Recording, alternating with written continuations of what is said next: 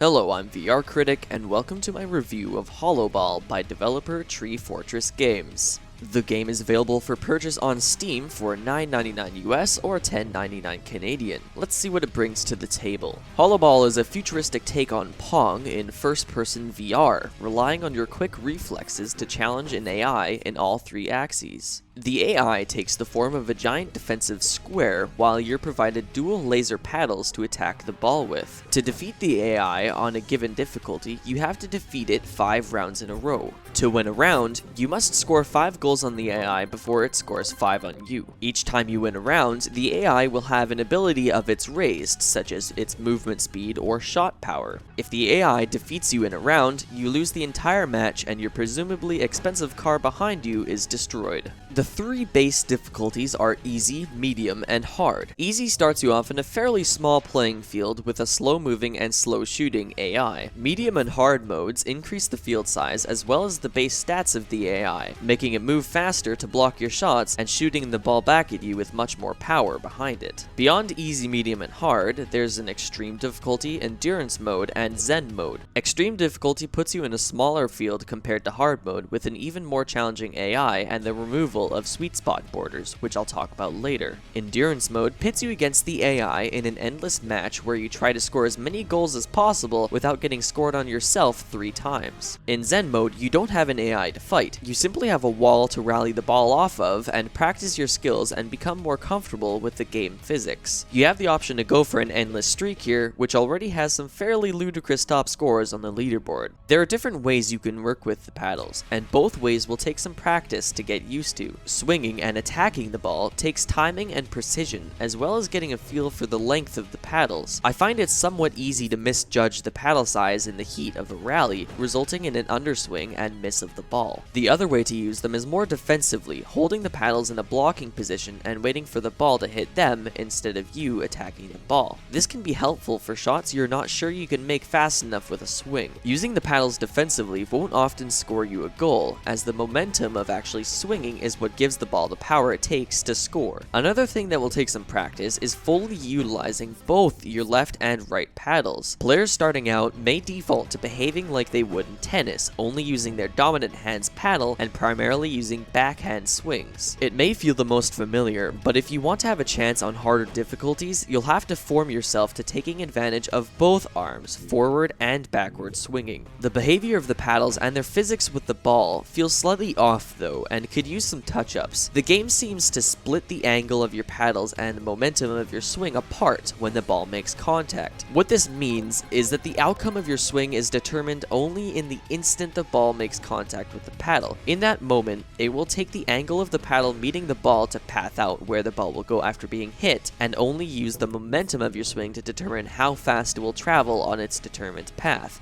What it should be doing is taking the arc of your swing and the momentum of the angle at the same time to choose a return path. It's hard to put into words, and this is only what I've observed, but it primarily results in it being far too easy to score on yourself, especially when backswinging. Myself and others I've spoken to have agreed that it feels too easy to hit the ball into your own net off of the serving shot, and this is the effect of the physics of the game that needs some tweaking. You can also hit the ball with your head, although this is best only used as a last defense to guard your net. It returns the ball at a slow speed, so you'll be hard-pressed to score a goal this way. The AI could also use some tweaking. Easy mode feels extremely easy, medium feels relatively easy still, and then hard takes a huge spike in challenge from medium. Playing on hard, most of your goals will more than likely be from scoring on the sweet spot, which is the small width along the very borders of the enemy net that the AI is unable to travel to. On one hand, it doesn't feel very gratifying when several of your goals in a row are all sweet spot goals, since it feels a bit cheap only scoring because the AI isn't allowed to move there. On the other hand, the AI difficulty can be so tough that you need the sweet spots in order to get anything past it. This speaks to me that this feature needs some tweaking and rebalancing, as it's essentially an exploit that you almost need to rely on to win. Extreme difficulty mode removes the sweet spot, making goals feel better earned. The smaller sized playing field in extreme mode means both you and the AI will need quicker reflexes, especially since wall bounces occur more rapidly and become harder to predict. The artificial intelligence is a character of its own, which will taunt and belittle you as you face it. It will tease you by saying it's going easy on you and letting you score,